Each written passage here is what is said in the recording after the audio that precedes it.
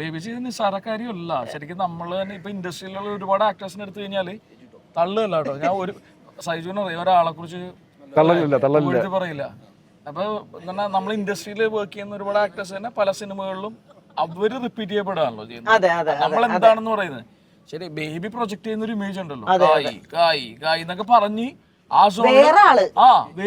വേറൊരു പരിപാടി, അതായത് മറ്റേ ചൈനീസ് ഫുഡിൽ നിന്ന് നാടൻ ഫുഡിലേക്ക് വന്ന ഒരു ഫീല്. അതൊട്ടുള്ള വിനയ കറക്റ്റ് പറയുള്ളൂ. ഒരാളെ ഇഷ്ടമല്ലെങ്കിൽ അതും പറയും. അതാണ് ഡേഞ്ചറസ്. എന്നോട് ഷൂട്ട് ചെയ്യുമ്പോ സൈജു ഇത് പറഞ്ഞു. നമ്മൾ ഷൂട്ട് ചെയ്തോണ്ടിരിക്കുമ്പോ സൈജു എന്നോട് ബേബിജിന്റെ പെർഫോമൻസിനെ കുറിച്ച് പറഞ്ഞു. പക്ഷെ നമ്മൾ ഒരുമിച്ച് അഭിനയിക്കുമ്പോൾ എനിക്ക് ജഡ്ജ് ചെയ്യാൻ പറ്റിയിരുന്നില്ല. എനിക്ക് ആകെ തോന്നിയിരുന്ന ഒരു പരിപാടി ബേബിജിൻ വേറൊരു സാധനം ട്രൈ ചെയ്യുന്നുണ്ട്, റെഗുലർ പരിപാടി അല്ലാണ്ട് വേറൊരു പരിപാടി ചെയ്യണമെന്നുള്ള. അപ്പൊ സൈജുവിനോട് പറഞ്ഞു ബേബിജിൻ പൊളിയാണ് കേട്ടോ, അല്ലെങ്കിൽ അങ്ങനെ ആ ടൈമില് പറഞ്ഞു.